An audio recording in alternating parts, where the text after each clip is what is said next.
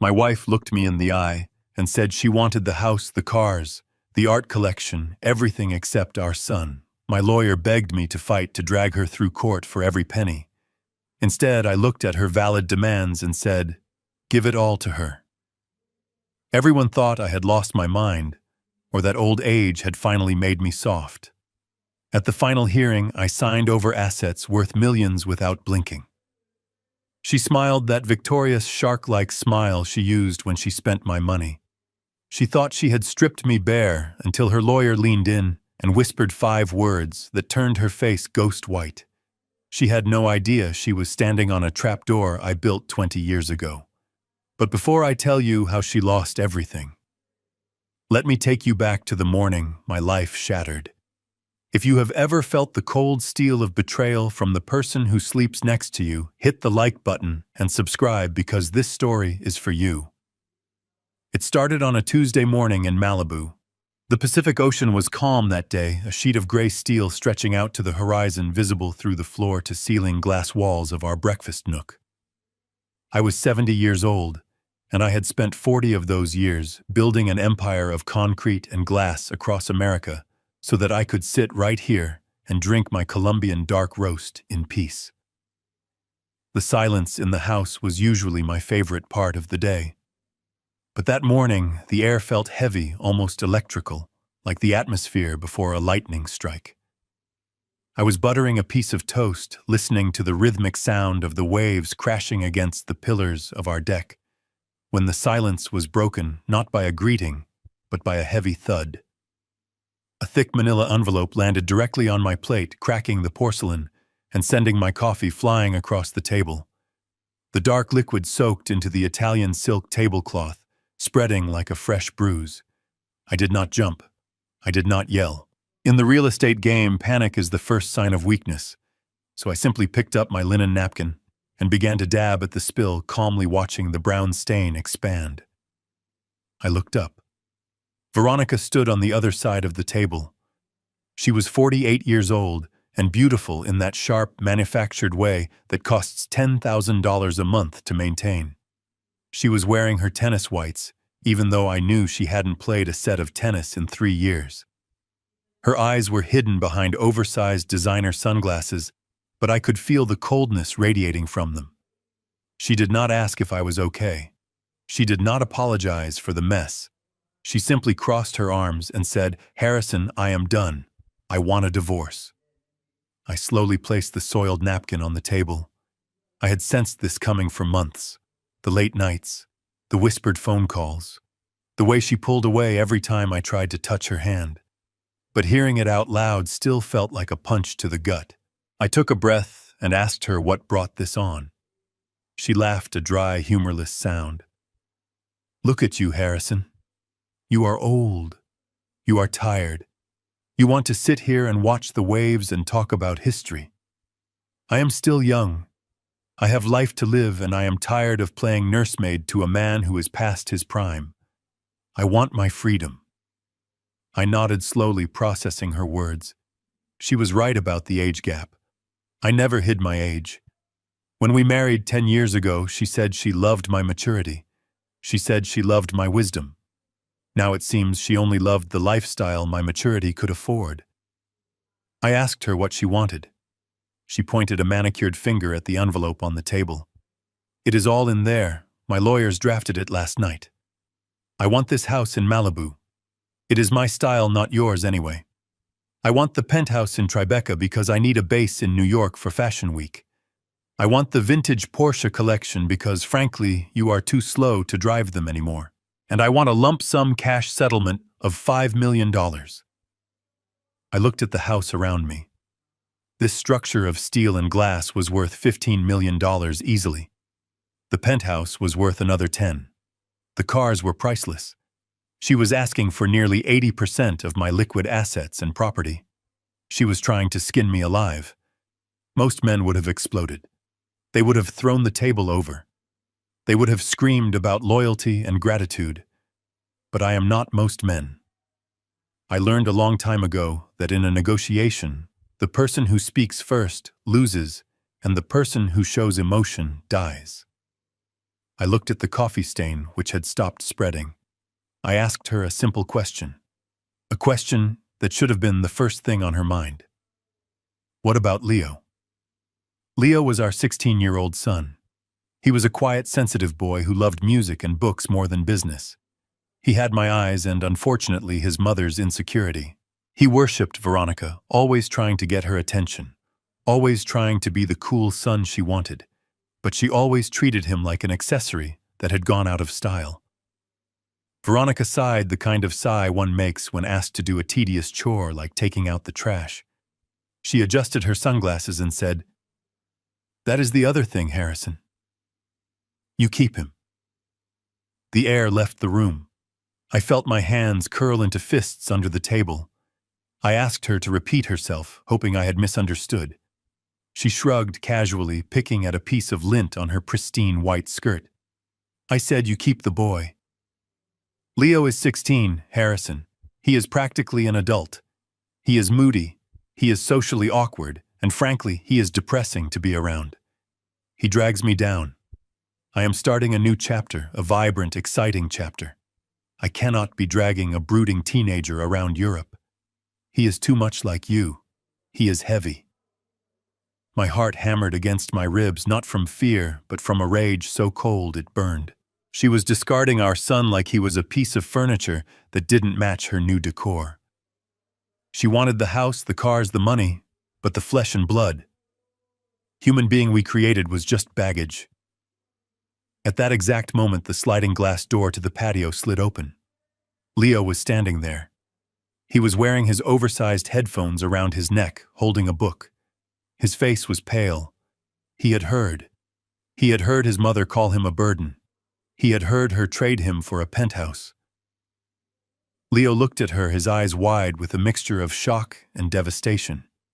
He didn't say a word. He just looked at the woman who had given birth to him, waiting for her to say, it was a joke, waiting for her to say she didn't mean it. Veronica turned and saw him. For a split second, I thought she might show shame. I thought she might try to cover it up. But she didn't. She looked at him with the same indifference she showed the spilled coffee. She said, "Do not look at me like that, Leo. It is not a tragedy. Your father has plenty of money. He will hire the best nannies or tutors or whatever you need. You will be better off with him. I am not cut out to be a mother anymore. I have done my time." Leo dropped his book. It hit the deck with a hollow slap. He looked at me, his eyes filling with tears, and then he turned and ran. He ran down the steps toward the beach, disappearing behind the dunes. I stood up. The chair scraped loudly against the floor. For the first time in 20 years, the mask of the calm businessman slipped. I looked at Veronica, and I saw her for what she truly was. Not a wife, not a partner, not even a mother. She was a parasite, a creature that attached itself, fed until it was full, and then moved on, leaving a hollow shell behind. She checked her diamond watch, a watch I bought her for our 5th anniversary. "I have a brunch appointment at the club," she said, adjusting her bag. "Have your lawyers call my lawyers, Harrison. Let's make this quick. I want to be in New York by the weekend." She turned and walked out of the kitchen, her tennis shoes squeaking on the marble floor. She didn't look back at the beach where her son was crying. She didn't look back at the husband she was destroying. She just walked out into the California sunshine, thinking she had won the lottery. I stood alone in the silence of the $15 million house she claimed was hers. I looked at the coffee stain on the silk. Ruined. Just like this marriage. Just like this life I thought I had built. But as I watched her car pull out of the driveway, a strange calm settled over me. It was the calm of a general who realizes the enemy has just made a fatal mistake. She had attacked my money, and I could have forgiven that. She had attacked my pride, and I could have ignored that. But she had attacked my son. She had broken his heart and called him garbage, and that was a declaration of war. I picked up my phone. I did not call a therapist. I did not call a friend to cry on their shoulder. I dialed the number of Sarah Jenkins, my attorney, a woman who was known in legal circles as the Iron Maiden. She answered on the first ring. "Harrison, good morning." I spoke quietly, but my voice was as hard as the granite countertop. "Sarah, I need you to prepare divorce papers. Veronica wants everything. The Malibu house, the New York apartment, the cars." Sarah gasped. "Harrison, we will fight her. We will bury her. She will not get a dime." "No, Sarah," I said, my eyes fixed on the spot where my son had disappeared. "You are going to draft the agreement exactly as she wants it. Give her the house. Give her the apartment. Give her the cars. Give her every single thing she asked for." "Harrison, have you lost your mind?" Sarah shouted. "Do it," I said, cutting her off. "But I want one clause added. Just one. And it must be non-negotiable. She must sign away all parental rights and all future claims to any assets connected to Leo. Total severance." There was a silence on the line. Then Sarah spoke, her voice confused. "Harrison, you are handing her an empire for nothing." I looked out at the ocean. The tide was going out, pulling everything with it. "I am not handing her an empire, Sarah," I said. "I am handing her a rope. She just doesn't know it yet. Get the papers ready. I want this done fast." I hung up the phone. I walked out to the deck and looked down at the beach. I saw Leo sitting on a piece of driftwood, his head in his hands. I walked down the stairs, my old knees aching with every step. I sat down beside him. I didn't say anything. I just put my arm around his shaking shoulders and held him while he cried for the mother who had just thrown him away. And as I held him, I made a promise to the universe. Veronica Clark thought she was taking everything. She thought she was walking away with the kingdom. But she had forgotten the most important rule of real estate. Always check the foundation, because she didn't know that the ground she was so eager to stand on didn't belong to her. It never had. And when the time was right, I was going to pull it out from under her feet and watch her fall. Leo stood frozen in the frame of the sliding glass door, and the silence that followed Veronica's declaration was heavy enough to crush bones. He looked small for 16. His shoulders hunched inward, as if trying to make himself invisible, a defense mechanism he had perfected over years of living with a mother who viewed him as a flaw in her perfect life. I saw the exact moment his heart broke. It wasn't a dramatic explosion or a scream. It was a subtle dimming of the light in his eyes, a resignation that no child should ever have to feel. He looked from her to me, his chest heaving, waiting for her to take it back, waiting for her to say that, of course, she wanted him, that he was the priority. But Veronica did not step forward. She did not reach out. She simply sighed, a sound of annoyance rather than regret, and reached for her mimosa.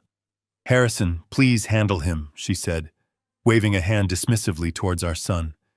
"I cannot deal with teenage angst right now. I have a schedule to keep." I stepped between them, my body acting as a shield, though I knew the damage was already done. Words are like bullets once they are fired, but you cannot call them back, and she had just shot him point blank in the heart. "Leo," I started, my voice trembling with a mixture of rage and grief. "Your mother is just upset. She doesn't mean it." But Veronica, cruel, beautiful Veronica, couldn't even let him have that small mercy. She set her glass down hard on the table, the crystal clinking sharply. "Stop coddling him, Harrison," she snapped, her voice cutting through the humid ocean air. "Don't make that face at me, Leo. I am not a monster. I am a realist. I am not a nanny, and I am certainly not a jailer. You are 16 years old. You don't need a mother hovering over you. You need resources. Your father has money. He has connections. He will hire people to look after you, people who are paid to deal with your moods. I have done my duty. I gave you life. Now I need to go live mine." The brutality of it was breathtaking. She spoke of our son as if he were a contract she had fulfilled, a subscription she was canceling because she found a better offer elsewhere. Leo let out a sound that was half gasp, half sob. He didn't look at me. He spun around, his sneakers screeching against the polished deck, and he ran. He didn't run toward the beach this time. He ran toward the front of the house, toward the driveway. "Leo, wait!" I shouted, ignoring the ache in my hip as I scrambled after him. I chased him through the sprawling living room, past the grand piano he used to play, before she told him it gave her a headache, past the white leather sofas we weren't allowed to sit on. I burst out the front door just in time to see him throwing himself into the passenger seat of my old Ford truck, the one vehicle Veronica refused to ride in because it smelled of dust and hard work. He slammed the door and locked it, curling into a ball against the window. His headphones pulled tight over his ears, as if to block out the world that had just rejected him. I reached the truck, breathless, my hand slapping against the window. "Leo-san, open the door. Please." He wouldn't look at me. He just shook his head, burying his face in his knees. I stood there in the driveway of my $15 million estate, feeling more helpless than I ever had when I was a poor contractor mixing cement by hand. I could buy buildings. I could reshape skylines. But I couldn't buy the pain out of my son's chest. I stayed there for a moment, my hand resting on the warm metal of the truck, promising him silently that I would fix this. I didn't know how yet, but I would fix it. I turned back toward the house. The morning sun glared off the white stucco, blinding and sharp. I walked back inside. The house was quiet again. I expected to find Veronica packing, or perhaps crying, maybe realizing the enormity of what she had just done. I walked into the kitchen. She was standing by the island, her phone pressed to her ear, examining her fingernails with critical precision. "Yes? I need an appointment for 2 o'clock, she was saying into the phone, her voice light and airy, completely devoid of the venom she had just spewed. "No, not a fill, just a gel polish. And I need a pedicure too. I am going to New York this weekend, and I need to look perfect. Yes, charge it to the black card." She looked up and saw me standing there. She didn't flinch. She didn't hang up. She just pointed to the coffee stain on the table and mouthed the word mess before turning her back to me to continue her conversation about cuticle oil. That was the moment. That was the exact second. The last ember of affection I held for her turned into cold, gray ash. It wasn't the greed. I was used to greed in my business. It was the absolute sociopathic indifference. She had just orphaned her son emotionally, and her biggest concern was the shade of her toenail polish. I didn't say a word. There was nothing left to say to her. I walked past her, past the smell of her expensive perfume, which now smelled like decay to me, and went straight to my study. I closed the heavy oak door and locked it. This room was my sanctuary. It was lined with books and blueprints, the history of my life's work. I sat down behind my desk, the leather chair creaking familiarly. My hands were shaking not from age but from the adrenaline of pure focused fury. I reached for the secure landline I kept for business dealings that required absolute discretion. I dialed Sarah Jenkins. She picked up on the second ring. "Harrison. I was just reviewing the preliminary asset list. We have a strategy meeting scheduled for Thursday, but given the circumstances, I think we should—" "Stop," I said. My voice sounded strange to my own ears, flat and metallic. "There will be no strategy meeting, Sarah." "Harrison, what happened?" she asked, her tone shifting instantly from lawyer to friend. "She told Leo," I said, staring at the wall where a framed photo of my son hung. "She told him to his face that he was a burden.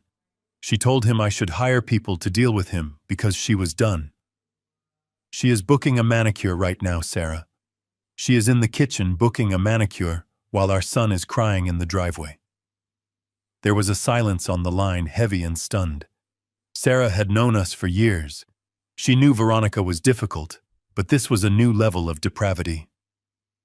"My God, Harrison," Sarah breathed. "I am so sorry. We will destroy her.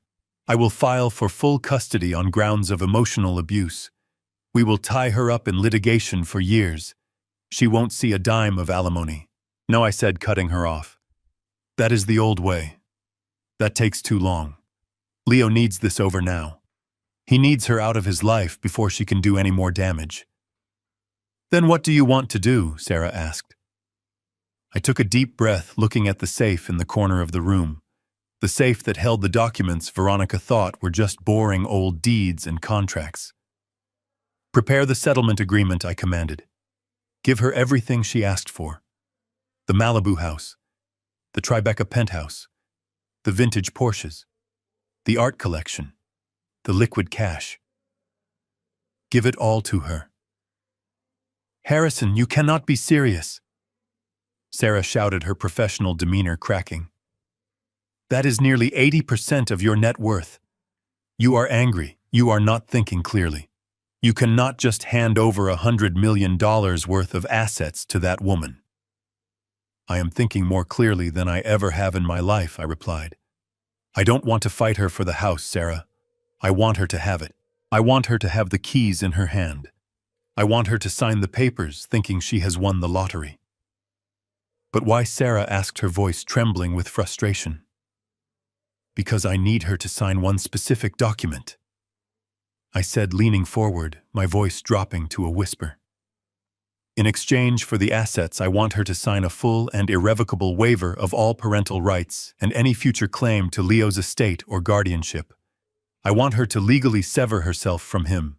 She wants freedom. I will give her so much freedom she will choke on it. Harrison, even if she signs that giving her the properties is financial suicide, she wins. Does she? I asked. Sarah, do you remember the Phoenix Project from '98? There was a long pause. I could hear the gears turning in Sarah's brilliant legal mind. The Phoenix Project. That was the restructuring of the land trusts. But Harrison, that was decades ago. What does that have to? Her voice trailed off. I heard the sharp intake of breath as the realization hit her. Oh my God, Sarah whispered. The land leases. Exactly, I said.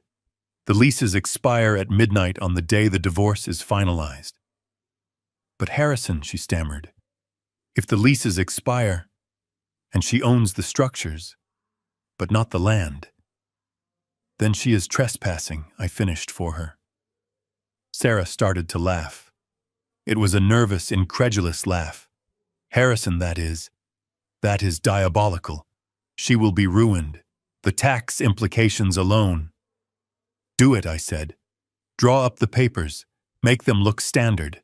Let her lawyers think I am just a broken old man giving up. Let them think they crushed me. I want her to sign as fast as possible. I will have the draft ready by tonight. Sarah said, her voice now sharp with the thrill of the hunt. I hung up the phone. I stood up and walked to the window. Outside, down in the driveway, I could see the silhouette of my son sitting in the truck. I am not giving up, Leo, I whispered to the glass. I am just clearing the battlefield. I walked out of the study and back into the hallway. I could hear Veronica humming in the bedroom, the sound of zippers closing as she packed her designer suitcases. She was happy. She thought the war was over. She had no idea that I had just armed the bomb that would blow her world apart. The elevator ride to the 42nd floor of the Jenkins & Associates building was silent and swift. A silver bullet shooting straight into the sky. I stepped out into the lobby, which smelled of expensive leather and old money, a scent I used to find comforting, but today felt like the air inside a tomb. I walked past the receptionist who nodded with that pitying look people give you when they know you are about to lose everything. I didn't stop. I pushed open the double glass doors to Sarah Jenkins' office and walked into a storm. Sarah was not sitting behind her desk. She was standing by the window, pacing like a caged tiger. When she saw me, she didn't say hello. She slammed a stack of documents onto her mahogany conference table with a force that made the heavy wood vibrate. "You are out of your mind, Harrison," she shouted, her voice echoing off the glass walls. "I have been your attorney for 25 years. I have watched you dismantle competitors. I have watched you negotiate deals that changed the skyline of this city. And now you walk in here and tell me to hand over 80% of your net worth to a woman who is treating you like a discarded shoe. Have you lost your senses? I closed the door quietly behind me and walked to the table. The documents were there. The deed to the Malibu estate, the title transfer for the Tribeca penthouse, the registration papers for the 1964 Porsche 911, and the rest of the vintage fleet. It was a king's ransom laid out on white paper. "Sit down, Sarah," I said, my voice low and steady. "I will not sit down," she fired back, her face flushed with frustration. "Do you understand what you are asking me to do? You are asking me to facilitate the biggest robbery in the history of this firm. We have grounds to fight her, Harrison. We can prove infidelity. I have investigators who can link her to that tennis instructor in West Hollywood. We can drag this out. We can force her to settle for a fraction of this. Why are you surrendering?" I pulled out the chair at the head of the table and sat down. I picked up the deed to the Malibu house. It felt heavy in my hand. I looked at the legal description of the property, the metes and bounds that defined the boundaries of my home. "I am not surrendering, Sarah," I said, looking up at her. "I am concluding a business transaction." "Business transaction," she scoffed, throwing her hands in the air. "She is taking you for everything. The house alone is worth $15 million. The art inside is worth another $5 million. The cars, the New York property. Harrison, this is generational wealth you are signing away. And for what? To get her out of your hair a few months sooner." "No," I said. "To get her out of Leo's life forever." Sarah stopped pacing. She leaned her hands on the table and looked at me, her eyes searching mine for some sign of the man she used to know. "Harrison," she said, her voice softer now, but still urgent. "I drafted the waiver you asked for, the one where she relinquishes all rights to Leo. But you don't need to give her $100 million to get her to sign it. She doesn't want the boy. She told you that. She will sign it for a lot less." "She might," I admitted. "Or she might use him as leverage. She might realize that Leo is the only thing I truly care about, and she might hold his custody hostage to squeeze more money out of me later. She might drag him through court appearances and custody evaluations just to spite me. I cannot risk that, Sarah. I need her to sign that waiver today. I need her to look at this pile of assets and be so blinded by greed that she doesn't even read the fine print regarding her son. I need her to think she has won so completely that she doesn't look over her shoulder." Sarah shook her head, sinking into her chair. "It is reckless, Harrison. It is emotional. You are letting your heart make financial decisions, and that is the first rule you taught me never to do." I stood up and walked to the floor-to-ceiling window. Chicago lay spread out below us, a grid of gray and steel under a flat winter sky. I looked down at the tiny cars moving like ants on the highway. I remember when I bought my first major plot of land in the 80s, I said, keeping my back to her. It was a swamp in Florida. Everyone told me it was worthless. The seller was laughing when he signed the deal. He thought he had scammed a young, naive developer. He thought he had unloaded a burden on a fool. I turned back to face her. He didn't know that I had seen the municipal surveys. He didn't know the state was planning to build a highway interchange a mile away. He was so busy counting his small victory that he didn't see the empire I was about to build on that mud. Sarah stared at me, her brow furrowed. "What is your point, Harrison?" "My point is that sometimes to trap a big beast you have to use the biggest bait," I said. "You cannot catch a shark with a worm, Sarah. You have to throw a side of beef in the water. You have to let the shark think it is feeding. You have to let it taste the blood." She looked down at the papers. "This isn't a side of beef, Harrison. This is the whole cow. You are relying on a 20-year-old land lease structure that hasn't been tested in court in a divorce proceeding. If the judge decides that the house and the land are inseparable because of the duration of the marriage, you lose. If Veronica's lawyers find a loophole in the trust documents, you lose. You are betting everything on a technicality. I am betting on her greed, I corrected. I am betting that she is so arrogant, so convinced of her own superiority, that she won't bother to check the foundation of what she is taking. She sees the mansion Sarah. She sees the marble floors and the ocean view. She doesn't see the ground beneath her feet. Sarah picked up a pen. She twirled it in her fingers, her knuckles white. I hate this, Harrison. I want this on the record. I am advising you against this. I think it is a mistake. I think you are angry and hurting, and you are going to wake up in a rental apartment with nothing but a used truck and regret it. I smiled a thin, cold smile that didn't reach my eyes. I will have Leo, I said. And that is not nothing. Now are the papers ready? Sarah sighed a long, defeated sound. She opened a folder and pushed it toward me. Here, she said. The transfer deeds, the settlement agreement, the waiver of parental rights. It is all here, everything she asked for. I picked up my fountain pen. The gold nib glinted in the office light. I looked at the first document. Transfer of title, 1088 Malibu Road. I didn't hesitate. I signed my name in fluid black ink. Harrison Clark. I flipped the page. Transfer of title. Tribeca Penthouse Unit 4B. I signed again. Page after page. I signed away the collection of vintage cars I had spent 30 years assembling. I signed away the paintings I had bought at auction in London and Paris. I signed away the cash reserves. Sarah watched me in silence, her face pale. She looked like she was witnessing a suicide. When I reached the last document, I paused. It was the waiver. The document that would legally erase Veronica from Leo's life. It stated that she voluntarily terminated her parental rights, that she ceded full legal and physical custody to me, and that she waived any right to contest my estate or Leo's future trust. I tapped the paper. This one, I said. Make sure this one is on top when you send the package to her lawyer. Make sure it is the first thing she sees after the check. I will, Sarah whispered. I capped my pen and placed it on the table.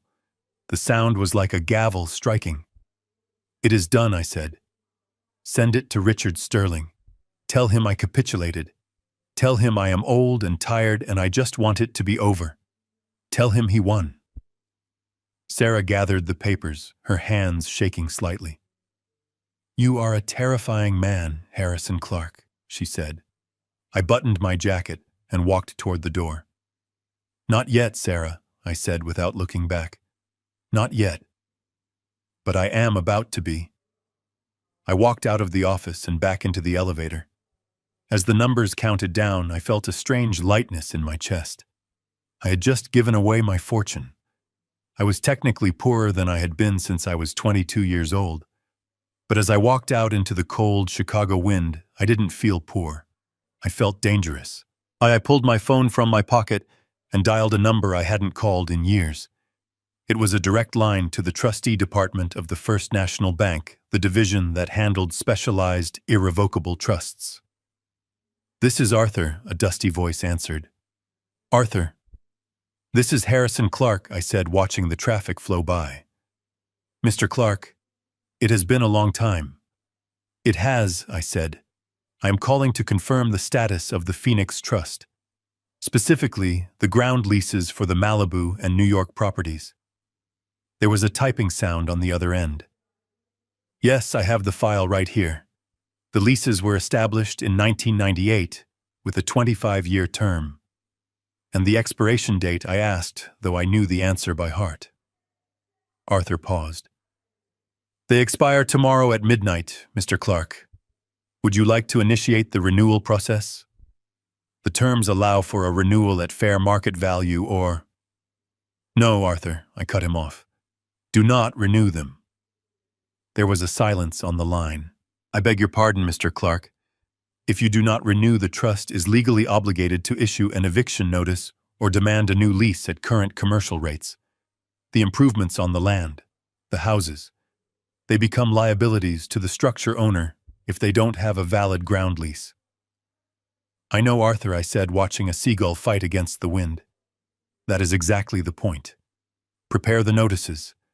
I want them served at 1 minute past midnight tomorrow. But sir, who is the current owner of the structures, the notice must be served to the title holder of the house. As of this afternoon, I said, my voice cold and satisfied. The owner is Veronica Clark. Send the bill to her. I hung up the phone. The trap was set. The bait was taken. Now all I had to do was wait for the snap. The conference room at Sterling and Partners was designed to intimidate. It was all chrome and glass perched high above the city like a vulture's nest. I sat on one side of the long frosted glass table, with Sarah next to me. On the other side sat Veronica and Richard Sterling. Richard was a man who smiled too much. He had teeth that looked like they had been bought from a catalog, and a tan that came from a bottle. He wore a suit that cost more than my first car, but wore it with the grace of a used car salesman. He was flipping through the settlement agreement Sarah had sent over. Every time he turned a page, he made a little humming sound of satisfaction. He was enjoying this. He thought he had broken me. He thought he was dissecting a whale that had beached itself voluntarily. This all looks in order, Harrison Richard said, not bothering to look up. You have agreed to the transfer of the primary residence in Malibu.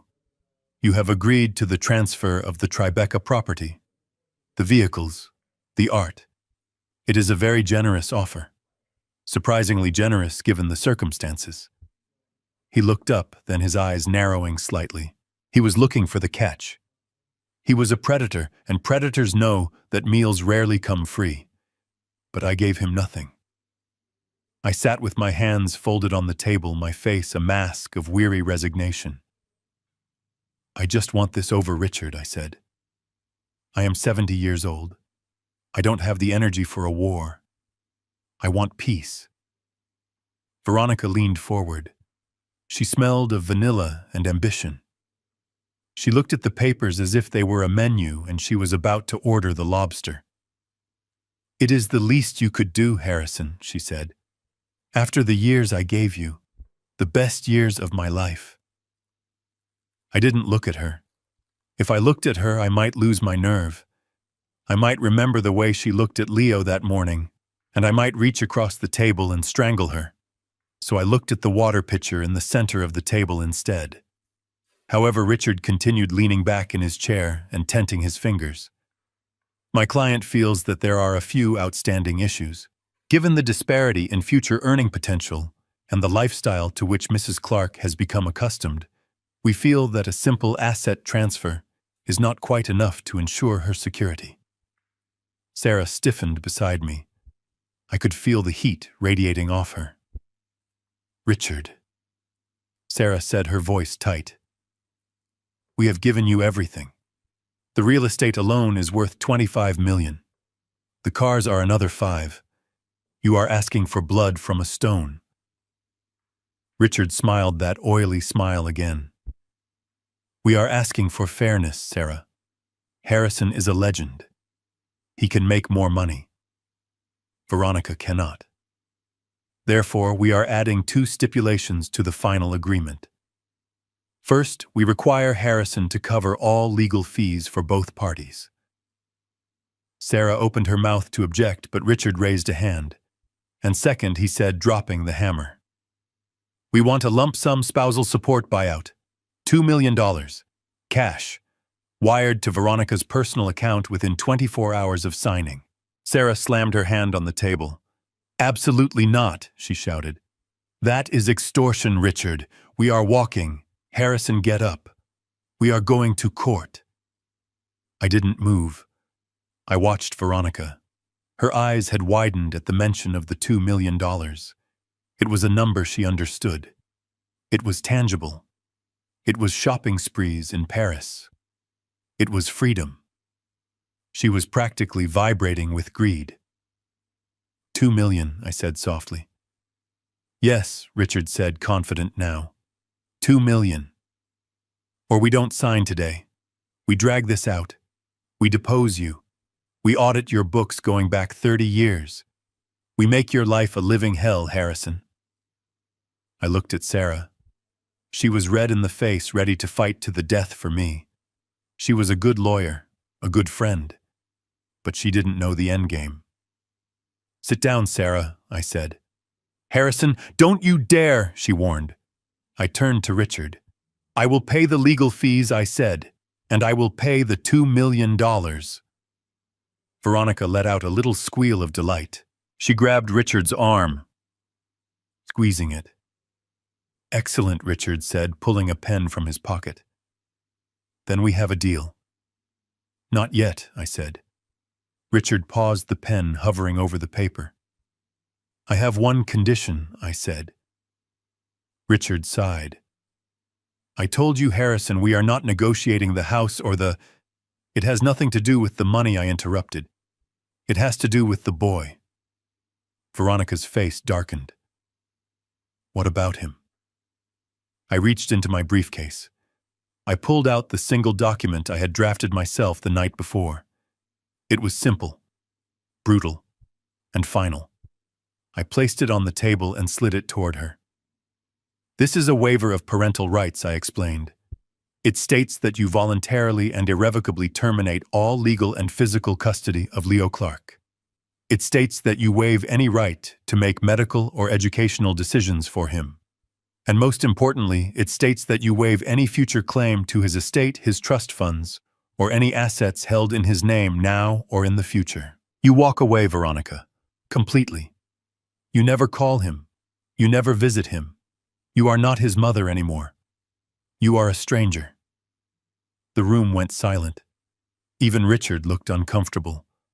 To sell a child was a taboo that even lawyers usually tried to dress up in nicer language. You want me to sign away my son? Veronica asked slowly. I want you to be honest, I corrected. You told him he was a burden. You told him you were done. I am just putting it in writing. You sign this and you get the $2 million. You don't sign it and the deal is off. We go to court. And in court, Veronica, I will spend every dime I have to make sure you get nothing. I will burn the money before I let you have it. She looked at the document. Then she looked at Richard. Is it legal? She asked. Richard shrugged. It is unusual. But if you sign it voluntarily, yes, it is binding. But Veronica, think about the optics. If this gets out... I don't care about optics, she snapped. I care about my future. She looked at me. Her eyes were cold, dead things. He hates me anyway, she said, justifying it to herself. He is always moping. He reminds me of how old I am getting. It is better for him this way. He needs a father. She reached for the pen. She didn't hesitate. She didn't tremble. She didn't ask to read the fine print. She didn't ask if she could say goodbye. She just saw the $2 million waiting on the other side of that signature. She pressed the tip of the pen to the paper. The scratching sound was loud in the quiet room. Veronica Clark. She signed it with a flourish. There, she said, pushing the paper back to me. He is your problem now. Where is my check? I took the waiver. I checked the signature. It was valid. I folded it carefully and put it in my breast pocket right next to my heart. It was the most valuable thing in the room. Sarah. I said, my voice devoid of any emotion. Give her the check. Sarah pulled the cashier's check from her folder. She looked at Veronica with pure, unadulterated disgust. She slid the check across the glass table. Veronica snatched it up. She stared at the zeros. $2 million, plus the house, plus the apartment. She was rich. She was free. She stood up, smoothing her skirt. Well, Harrison, she said, flashing a bright, winning smile.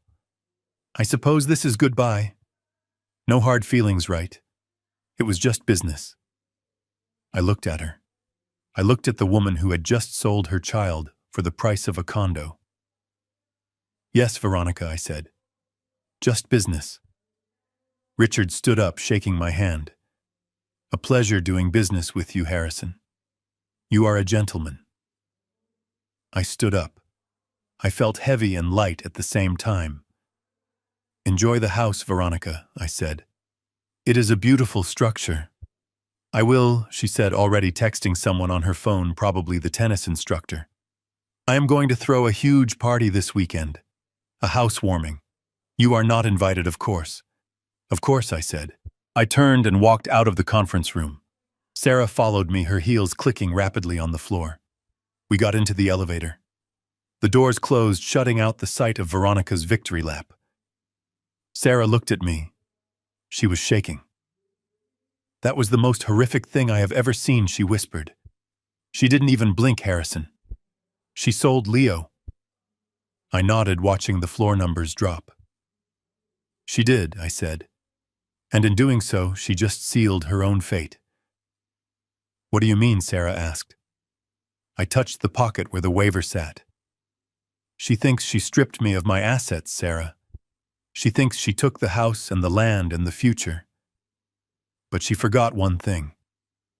The elevator chimed as we reached the lobby. What? Sarah asked.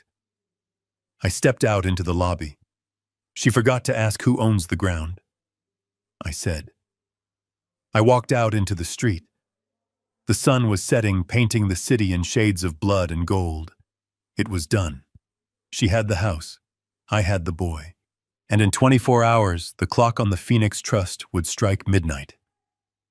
I took out my phone and sent a single text message to my trustee, Arthur. It is signed. Execute the eviction notice at 12:01 a.m.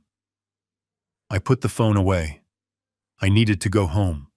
I needed to go to the small rental apartment I had secured that morning. I needed to tell Leo that he was safe, that he was never going to be rejected again. Veronica Clark was planning a party. I was planning a funeral for her lifestyle, and the guest of honor was going to be reality. The day we left the Malibu house felt less like a move and more like a deportation. The California sun was beating down on the white stucco walls, but inside the air was frigid.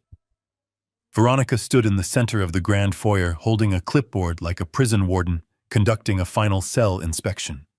She was wearing a silk caftan and sipping sparkling water, watching with hawk-like intensity as Leo and I carried our lives out in cardboard boxes. She wasn't helping. She was auditing. Every time I reached for something that wasn't strictly clothing or personal toiletries, she would clear her throat and point a manicured finger at the list in her hand. Not that painting, Harrison, she said, as I reached for a small seascape that I had bought in a street market in Lisbon 30 years ago. That is listed on the inventory under wall art. It stays. It cost $50, Veronica. I said, my voice heavy with exhaustion. It has no value.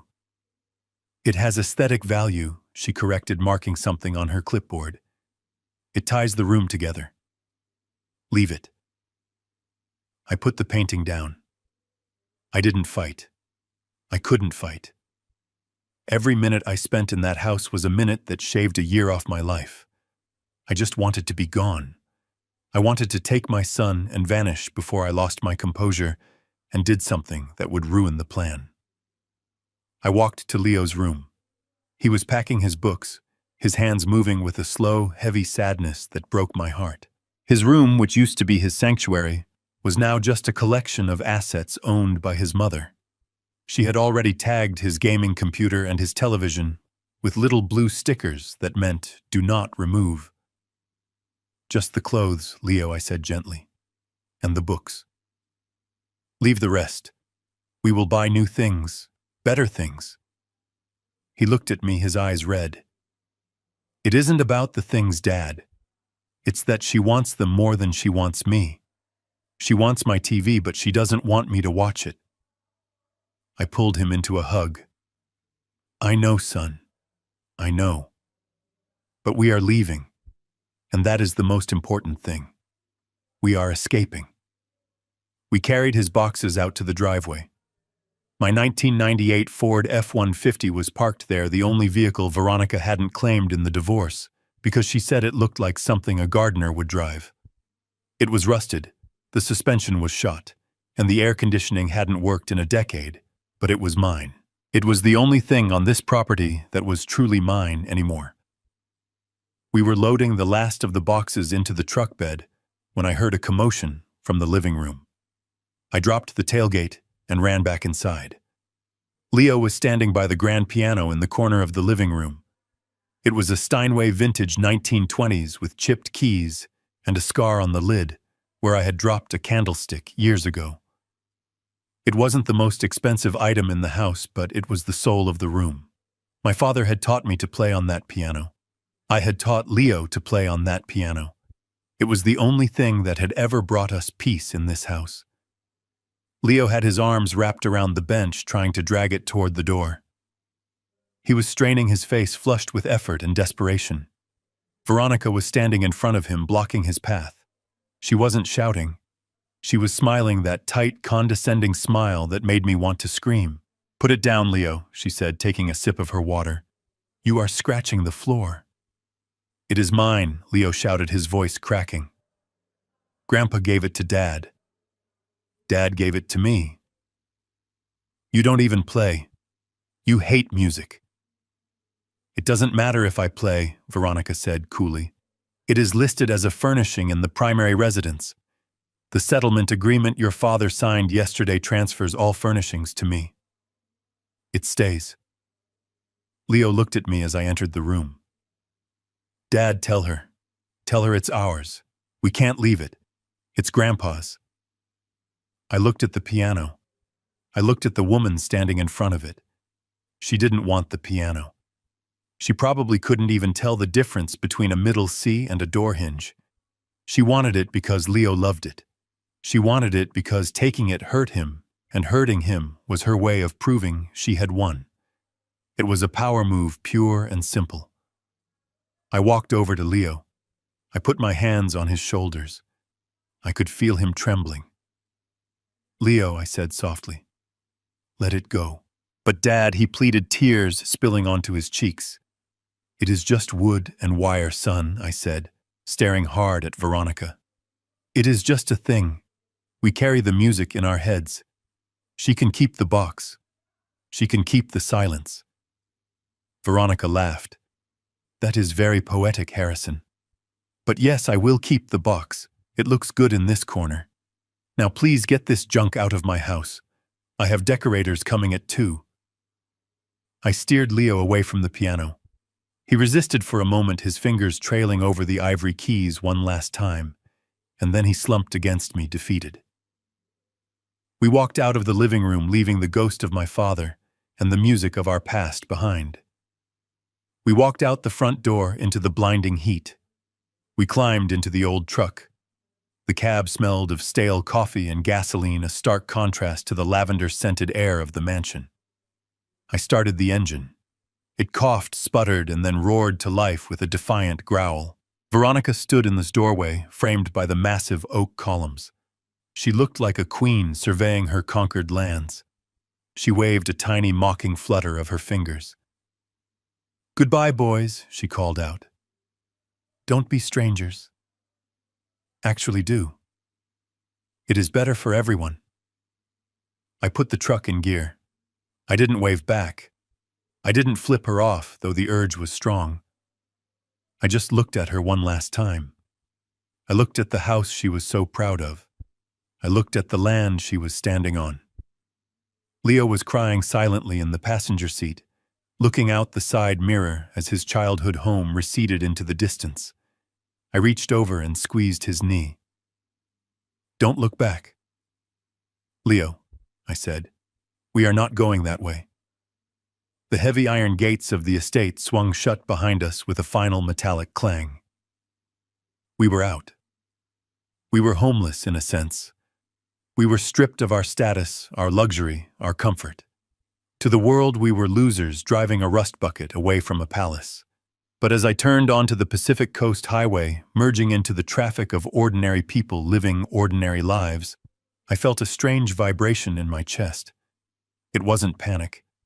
It was anticipation. I glanced at the digital clock on the dashboard. It was 11 a.m. 13 hours. 13 hours until midnight. 13 hours until the calendar turned. 13 hours until the 25-year ground lease on the land beneath Veronica's feet expired. She was standing there in her silk caftan, drinking her sparkling water, planning her parties, surrounded by her stolen treasures. She thought she was the queen of the castle. She didn't know she was a squatter on borrowed time. I muttered under my breath, low enough that Leo couldn't hear me over the rumble of the engine. Enjoy it, Veronica. Enjoy the view. Enjoy the marble. Enjoy the silence. Because tomorrow, the ground is going to open up and swallow you whole, and I hope you are wearing comfortable shoes when it happens. I pressed the accelerator. The truck groaned but moved forward, carrying us away from the past and toward a future that was going to be very, very interesting. We had left paradise, yes, but we had packed the detonator in our pocket. The apartment complex was called The Palms, but there wasn't a single palm tree in sight, just a vast expanse of cracked asphalt and a few dying bushes that smelled of cat urine. It was located 20 miles inland in a neighborhood where the houses had bars on the windows and the convenience stores kept the cashier behind bulletproof glass. We pulled into the parking lot, and the engine of the truck finally died with a shuddering rattle that sounded like a death rattle. I looked up at the building. It was a beige stucco box stained with decades of smog and neglect. Unit 2B was ours. 2 bedrooms, 1 bath, and 600 square feet of living space. It cost $1,200 a month, which was less than what Veronica spent on bottled water in a week. Home sweet home, Leo, I said, trying to inject a note of optimism into my voice that I didn't feel. Leo didn't answer. He grabbed his duffel bag and slammed the truck door so hard the side mirror wobbled. He walked toward the stairwell, his head down, his headphones on, trying to block out the sound of a couple arguing loudly on a balcony above us. We carried the boxes up the stairs. The elevator was out of order, a piece of paper taped to the doors, with the words broken scribbled in black marker. My knees popped and ground with every step. At 70 years old, carrying 40-pound boxes up 2 flights of concrete stairs is not exercise, it is torture. But I did it. I carried box after box, sweating through my shirt, my breath coming in short, sharp gasps. When we finally got everything inside, the apartment was stiflingly hot. The air conditioning unit in the window was ancient and covered in a layer of grime that suggested it hadn't been turned on since the Reagan administration. I flipped the switch and it coughed out a cloud of dust and a noise like a jet engine. But the air that came out was barely lukewarm. Leo dropped his bag in the center of the living room. The carpet was a shade of brown that was designed to hide stains, but failed to hide the cigarette burns near the door. The walls were thin. We could hear the bass of a stereo thumping from the unit next door, and the sound of a baby crying from the unit below. Leo looked around. He looked at the peeling paint on the ceiling. He looked at the kitchen, which was a galley so narrow you couldn't open the oven and the fridge at the same time. He looked at the single window which looked out onto a brick wall and a dumpster. "This is it," he asked, his voice flat and dead. "This is where we live now." "It is temporary, son," I said, wiping the sweat from my forehead with a handkerchief. "Just until we get settled. Just until the dust settles." He turned to look at me, and for the first time since we left Malibu, the sadness in his eyes was replaced by a white-hot anger. "Temporary," he repeated. "Dad, look at this place. It is a dump. It smells like mold and old soup. We had a mansion this morning. We had a beach, and now we are here. Why?" I walked to the kitchen sink to get a glass of water. I turned the handle. The faucet groaned and a stream of brown water sputtered out, followed by a steady, rhythmic drip that echoed in the small space. Drip, drip, drip. "I told you, Leo," I said, watching the water run until it turned clear. "I made a deal. I had to give her the assets to get full custody. It was the price of freedom." Leo laughed, a harsh, bitter sound that didn't belong in the throat of a 16-year-old boy. The price of freedom, he mocked. No, Dad. It was the price of you being a coward. I stiffened. I turned off the tap and faced him. I am not a coward, Leo.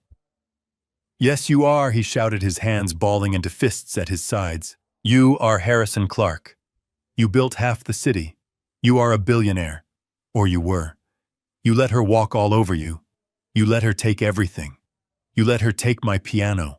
You let her kick us out like we were garbage. And you didn't even fight. You just signed the papers and thanked her for the privilege. He was shaking now, tears streaming down his face again, but this time they were tears of rage. Why do we have to live like this? He screamed, gesturing at the moldy walls. You have money, Dad. I know you have money. Why are we playing poor? Why are we punishing ourselves? Is it some kind of lesson? Are you trying to teach me character? Because I don't want character, Dad. I want my home. I want my life back. I couldn't tell him. I physically couldn't tell him. If I told him now, if I told him that I still had millions stashed in offshore accounts and blind trusts, if I told him that this apartment was just a stage set for the final act of my revenge, he might slip. He might tell a friend. He might text Veronica in a moment of anger. And if she knew she had been played before the clock struck midnight, she could file an injunction. She could claim fraud. She could stop the eviction. So I had to swallow his anger. I had to let him think I was weak. I had to let him hate me. It is complicated, Leo, I said softly. Liquid assets are tight right now. The divorce froze a lot of things. We have to be careful.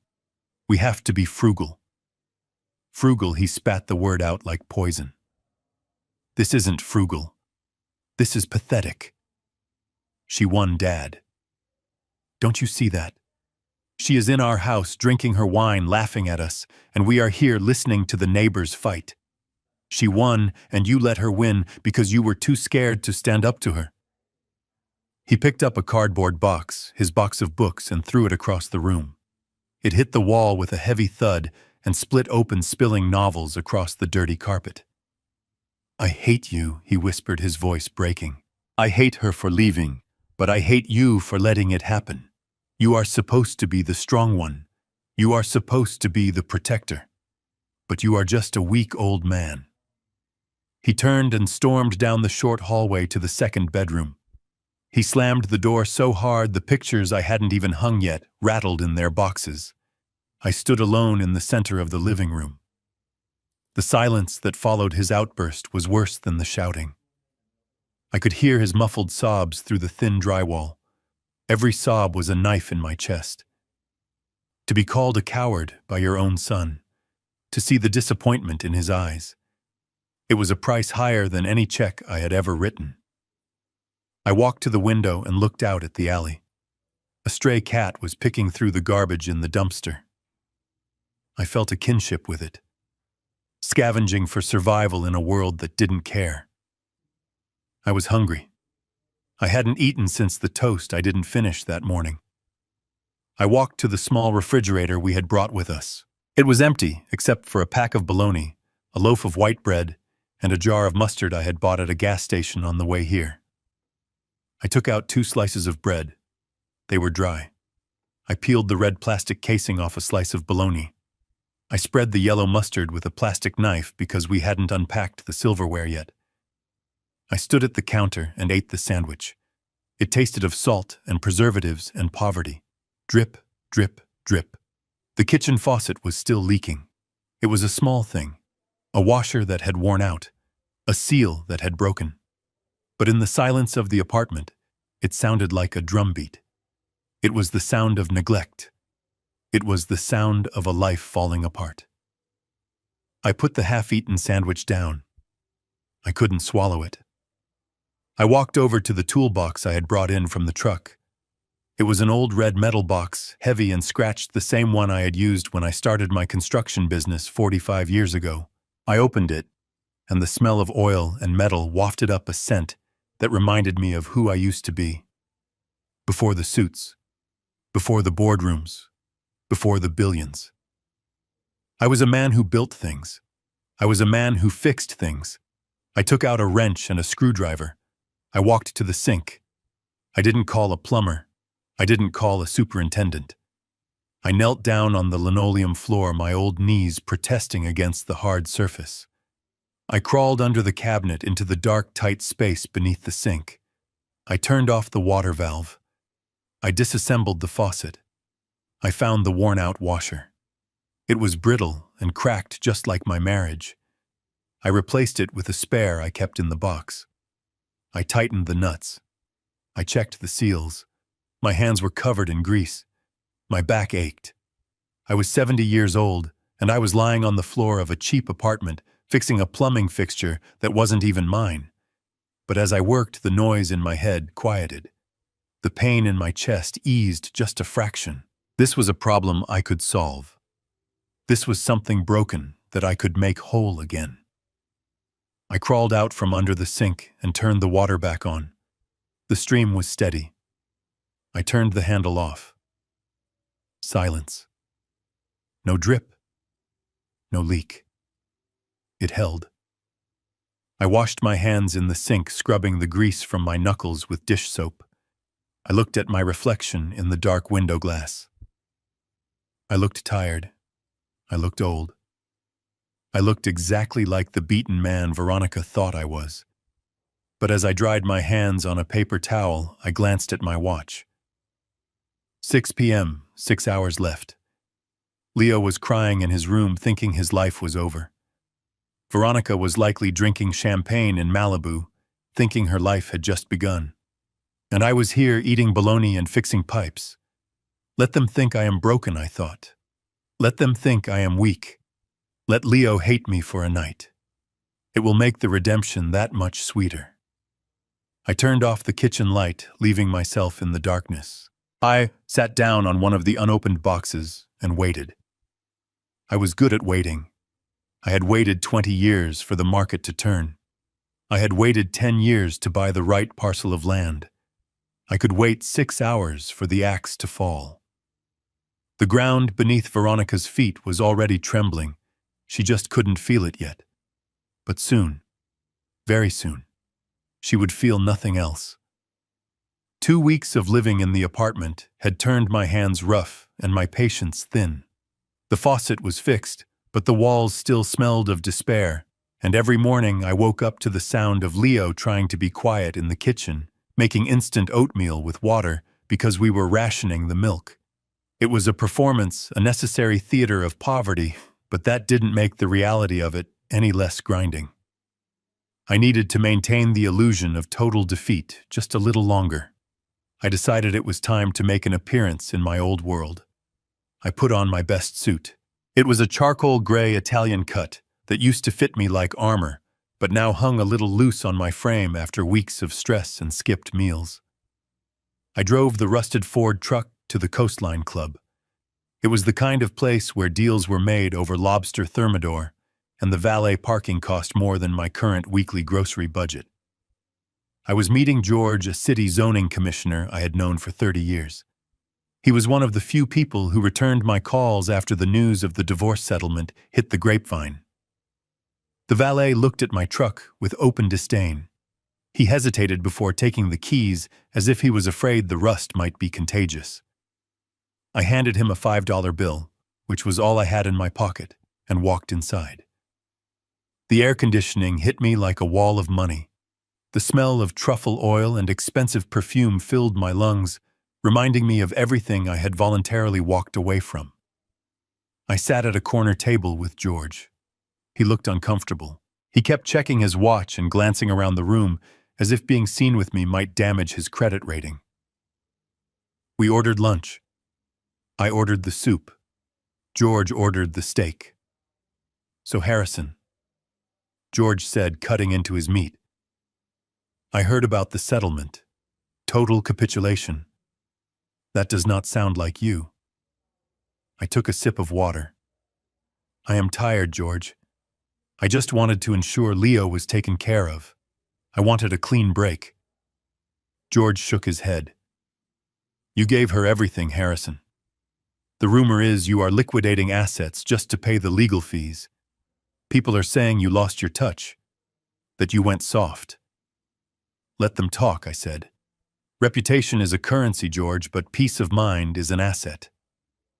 We finished the meal in awkward silence. When the check came, I reached for my wallet. It was a reflex. For 40 years, I had always paid the check. It was a power move. It was habit.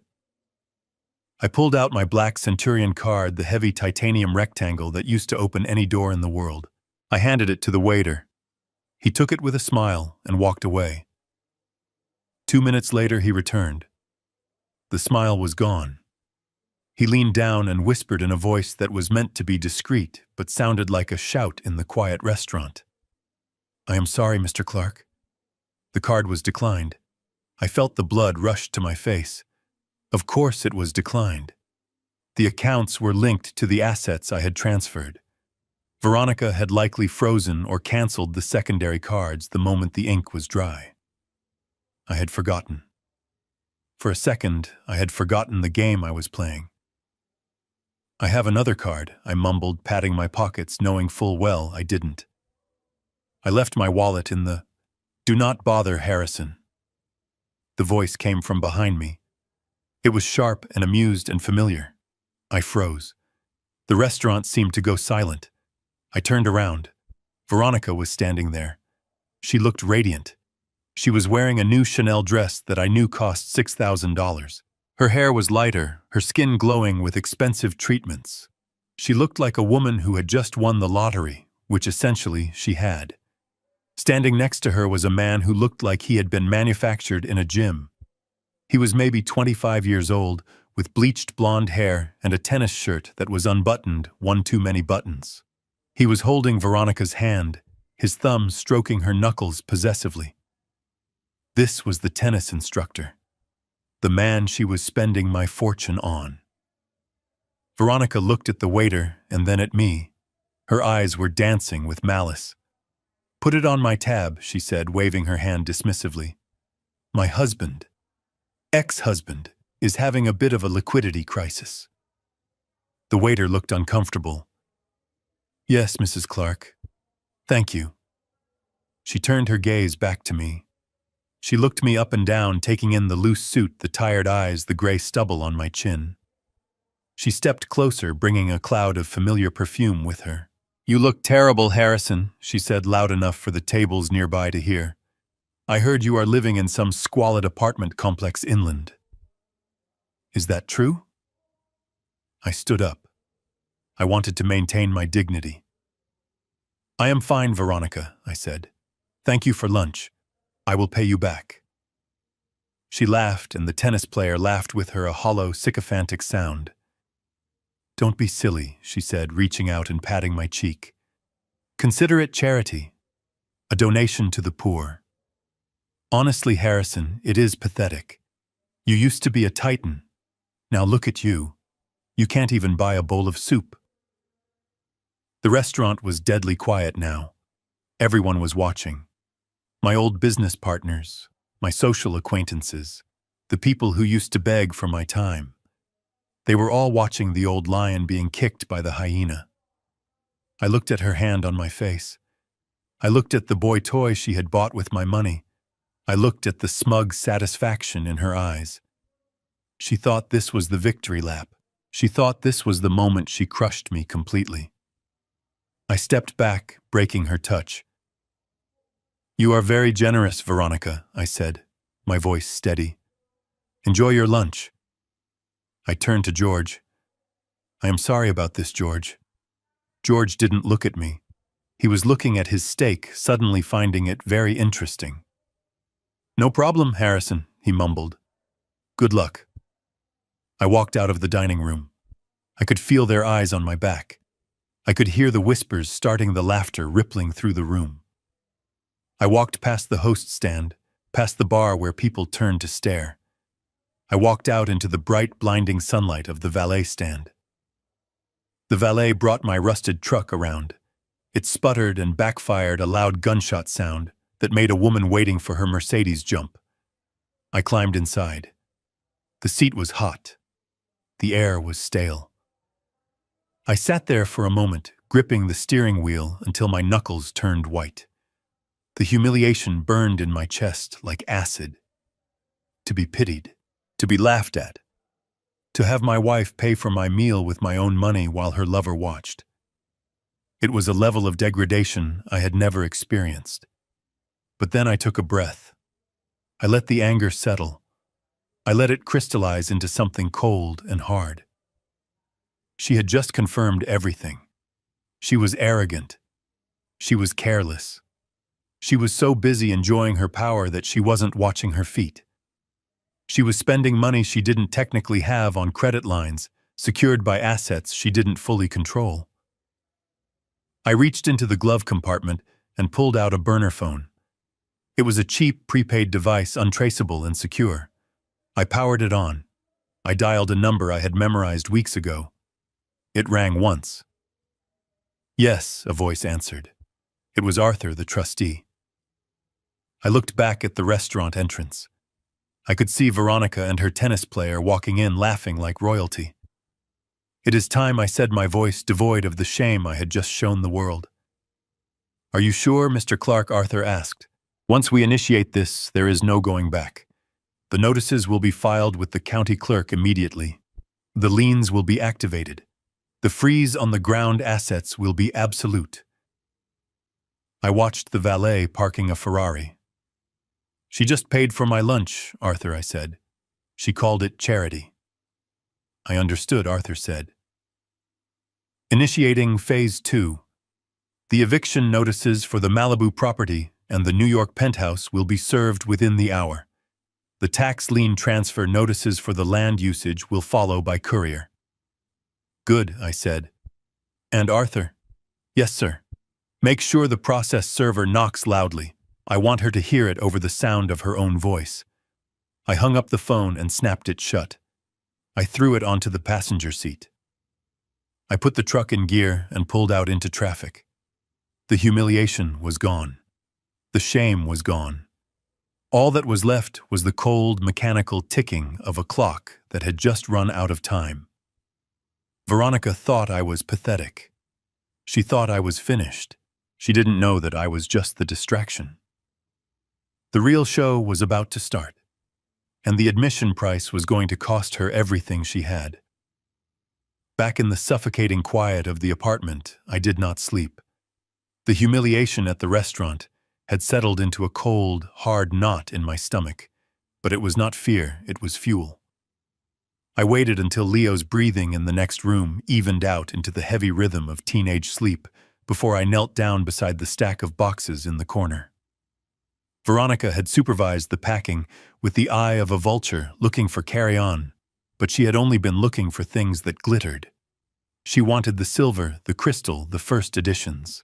She had completely ignored the battered gray metal lockbox that I had kept under my desk for 20 years. To her, it looked like a container for tax receipts or old warranty manuals. To me, it was the nuclear football. I pulled the box onto the linoleum floor. It was heavy, dense with the weight of paper and secrets. I dialed the combination on the rusty tumbler. 3, 2, 9. It clicked open with a sound that felt loud in the small room. Inside there were no diamonds, no stacks of cash, just files. Manila folders worn soft at the edges, smelling of dust and time. I flipped past the birth certificates and the insurance policies until I found the one at the very back. It was labeled in my own handwriting from a quarter of a century ago. Project Phoenix, 1998. I opened the file and spread the documents out on the cheap laminate floor. Under the harsh light of the kitchen bulb, they looked innocuous, just pages of dense legal jargon and architectural surveys. But as I traced the lines on the site maps, I felt a surge of the old power returning. I was not just a 70-year-old man eating bologna sandwiches. I was Harrison Clark, the man who had reshaped the zoning laws of this city. 25 years ago, after my first marriage dissolved and took half my net worth with it, I made a vow. I swore that no one would ever take my foundation again. I realized then that ownership was an illusion if you didn't control the ground. So I had engaged in a complex and aggressive restructuring of my entire portfolio. I created a bifurcated ownership model. It was a strategy usually reserved for commercial skyscrapers or mobile home parks, not luxury residential estates. I picked up the trust deed. It was a beautiful piece of legal engineering. In 1998, I had transferred the physical land, the dirt, the sand, the bedrock of the Malibu estate, and the footprint of the New York building into an irrevocable trust. The trust was named Leo's Future Trust. I had appointed a corporate trustee to manage it effectively, removing the land from my personal assets.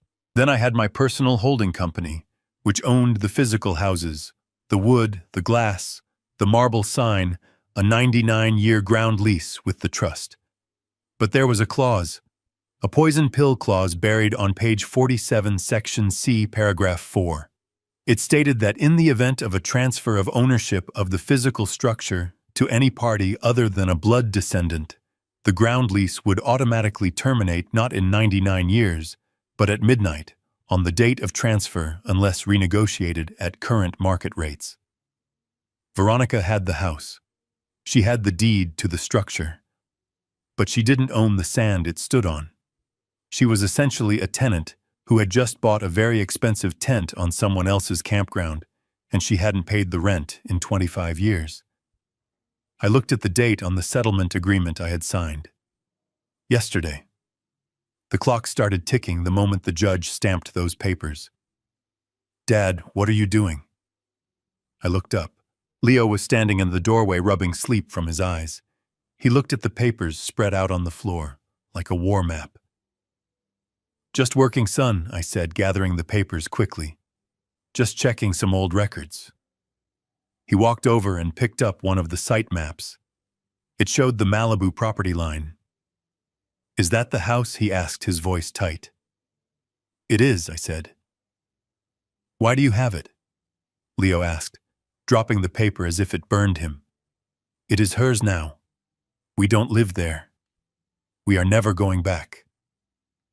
"Why torture yourself, Dad?" I looked at him. I looked at the confusion and the hurt in his face. I wanted to tell him. I wanted to scream it. But I couldn't. Not yet. The element of surprise was the only leverage we had. "I am not torturing myself, Leo," I said, standing up and placing the file back in the box. "I am just making sure the paperwork is in order. Sometimes, son, the things people throw away are the most valuable things of all. Go back to bed. Tomorrow is going to be a very busy day."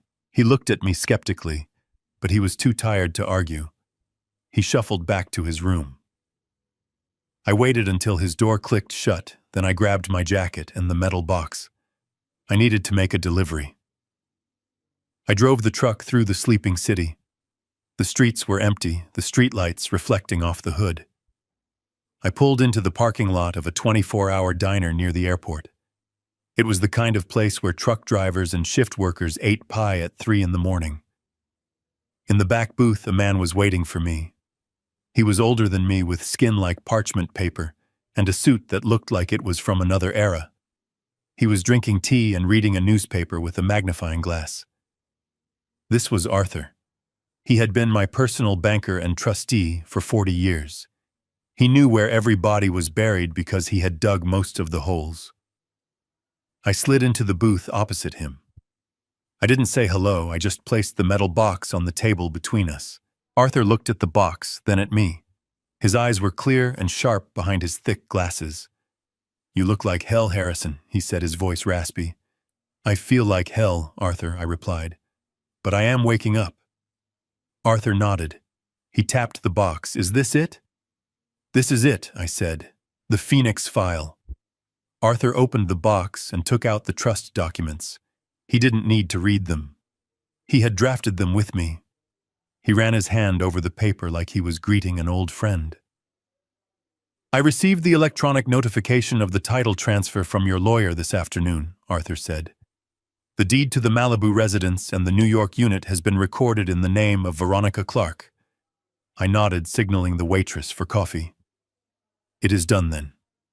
It is done, Arthur confirmed. According to the bylaws of the trust, the transfer of the improvement triggered the termination clause of the ground lease. The lease expired technically at the moment of recording. However, we have a 24-hour grace period for notification. I checked my watch. It was 3 a.m. That gives us 21 hours, I said. Arthur pulled a folder from his briefcase. He opened it, revealing a stack of legal notices printed on heavy bond paper. They were eviction notices and demands for back rent and tax indemnification. I have taken the liberty of calculating the current market value of the ground rent, Arthur said, pushing a spreadsheet toward me. Malibu beachfront property has appreciated significantly since '98. Based on the square footage and the exclusivity of the location, the fair market rent for the land alone is $60,000 a month.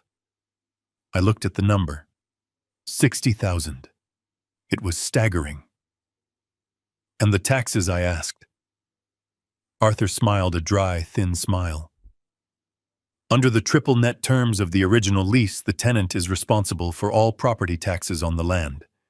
Since you were both the tenant and the landlord effectively, you paid them. But now the tenant is Veronica. And since the lease has been terminated due to breach of transfer terms, the trust is entitled to claw back the last 10 years of property taxes as a penalty for the lease violation. I looked at the total at the bottom of the page. $500,000 in back taxes immediately due, plus the first month's rent, plus a security deposit. She will owe the trust nearly $750,000 by midnight tomorrow, I said. And if she cannot pay, Arthur said, closing the folder, the trust has the right to seize the improvements. The house, the furniture, everything on the land to satisfy the debt. She doesn't have the money, I said.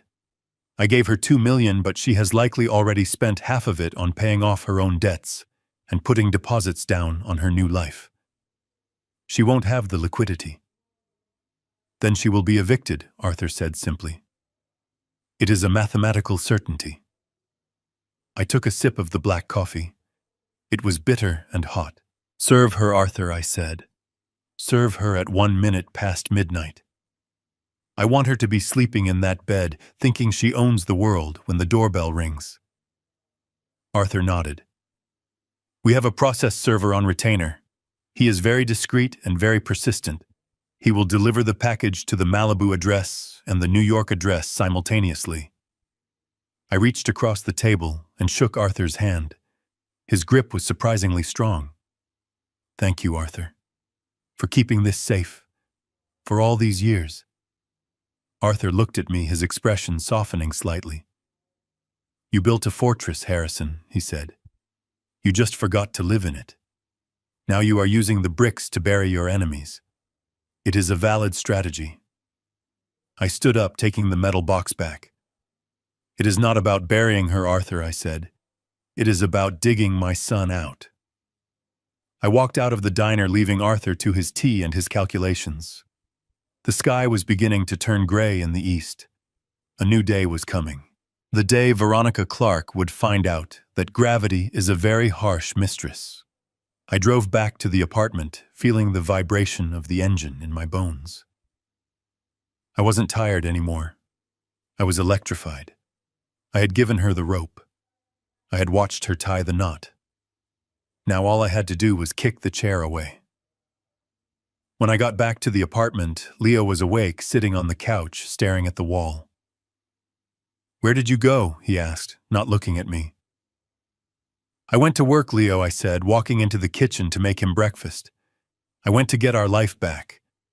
He didn't ask what I meant. He just shook his head and turned away. He didn't believe me. Not yet. But he would. By tomorrow morning, he would understand everything. I sat down at the small dining table and watched the sun come up over the parking lot. The light hit the peeling paint and the cracked asphalt, making everything look stark and ugly. But for the first time since this nightmare began, the ugliness didn't bother me, because I knew it was temporary. The clock was ticking, tick, tick, tick. Every second brought Veronica closer to the edge of the cliff she didn't even know she was standing on. And I was going to enjoy the fall. The lights of the Malibu mansion were blazing so brightly, they probably served as a beacon for ships at sea. From where I sat in my darkened truck parked a quarter-mile down the coast highway, I could see the glow radiating into the night sky. It was the color of burning money. Veronica was not known for subtlety. She was throwing a housewarming party to end all housewarming parties, a coronation ceremony for the Queen of the Coast. Inside, I knew exactly what was happening. I could picture it with the clarity of a man who had watched her operate for a decade. The champagne would be vintage Dom Perignon, flowing like water into crystal flutes. The music would be loud, a thumping bass line shaking the floors I had laid myself. She would be wearing something white, something bridal, something that screamed innocence while she stood in the center of the wreckage she had caused. She was surrounded by her court. The tennis instructor was there, of course, probably wearing a linen suit she had bought him yesterday. Her friends from the club, the women who had whispered about me behind my back, were there drinking my wine and laughing at my expense. They were toasting her victory. They were celebrating the liberation of Veronica Clark from the tyranny of her boring old husband. I checked my watch. It was 11:55. 5 minutes. I imagined Veronica raising her glass. I could almost hear her voice, shrill and triumphant, cutting through the noise.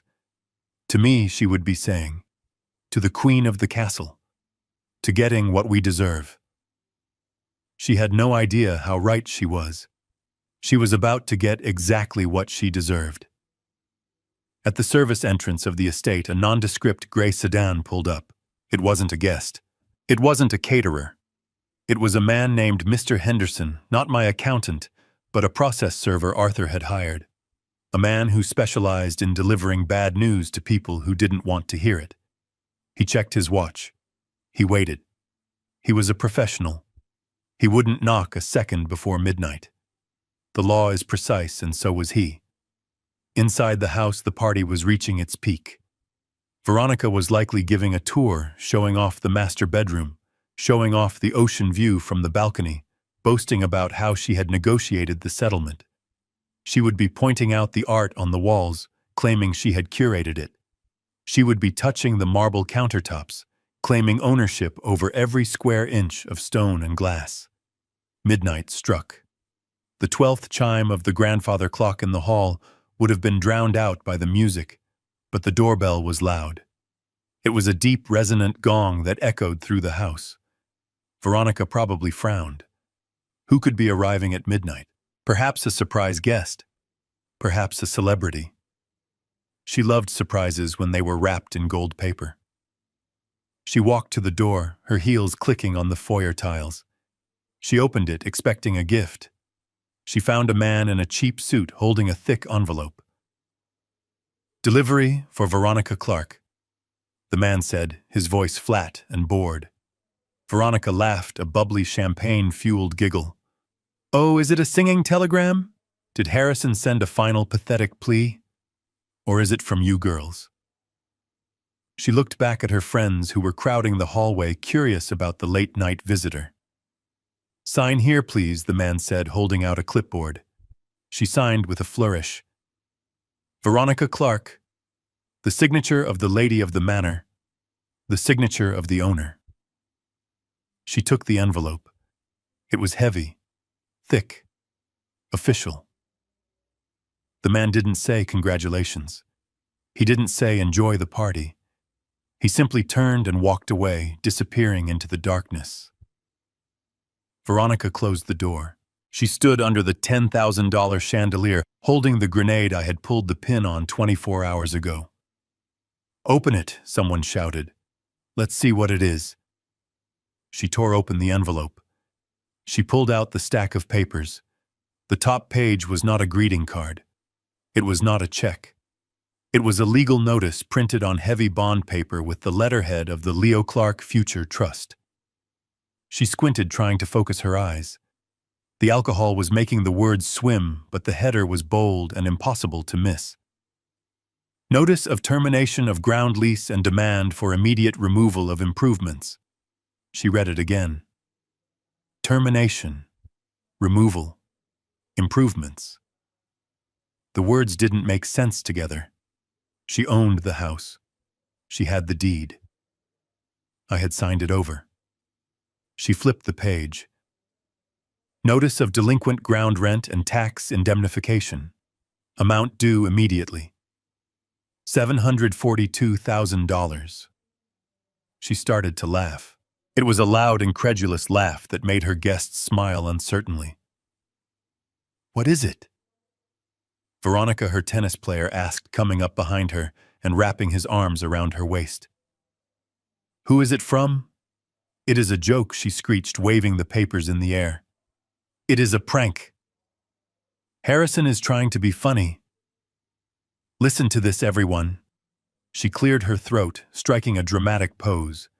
"It says, I have to remove the improvements from the land." Remove the improvements. That means the house. He wants me to move the house. Can you believe it? He says the ground lease has expired. The guests laughed. It sounded absurd. Move a $15 million mansion. It was obviously a bitter old man's joke. He thinks he can scare me, she shouted, her voice rising with hysteria. He thinks he can ruin my night with fake legal papers. I own this house, Harrison. I have the deed. I have the keys. You gave it to me. She looked at the papers again, her eyes scanning the dense legal text. Pursuant to the terms of the 1998 trust agreement, ownership of the physical structure does not convey ownership of the underlying real property. Eviction proceedings will commence in 48 hours. She stopped laughing. A flicker of doubt crossed her face, just a shadow, but she pushed it away. She was the winner. Winners don't get evicted. This is garbage, she announced. Absolute garbage. He is just jealous. He is sitting in some sad little apartment wishing he was here, and he sent this to annoy me. Well, it won't work. She grabbed the stack of papers with both hands. The thick bond paper resisted, but she was fueled by rage and adrenaline. She ripped them in half. The sound was loud like a gunshot in the foyer. I am the queen of this castle, she screamed, throwing the torn pieces into the air like confetti. No one tells me to leave. No one. Her friends cheered. They clapped. They toasted her defiance. They didn't know they were cheering for a woman who had just torn up her own eviction notice. They didn't know that ignorance of the law is not a defense, especially when the law is coming for your throat. Veronica turned to her lover and kissed him hard, desperate to prove that she was in control, desperate to prove that the piece of paper meant nothing. Turn the music up, she commanded. Let's dance. The bass thumped again. The party resumed. Veronica danced in the center of the room, spinning and laughing, stepping on the torn scraps of paper scattered on the marble floor. She was dancing on the wreckage of her own future. From my truck, I watched the lights flicker as the music pumped. I didn't need to see inside to know what she had done. I knew her. She would tear it up. She would deny it. She would double down on her delusion. That was exactly what I wanted. By tearing up the notice, she had technically been served, but had chosen to ignore it. She wasn't calling a lawyer. She wasn't calling the bank. She was dancing. Every minute she spent dancing was a minute she wasn't preparing a defense. Every bottle of champagne she opened was another nail in the coffin. I put the truck in gear. My work here was done for the night. The seed of doubt had been planted, even if she tried to rip it out. When she woke up tomorrow with a hangover and the realization that the papers were real, the panic would set in, and by then it would be too late.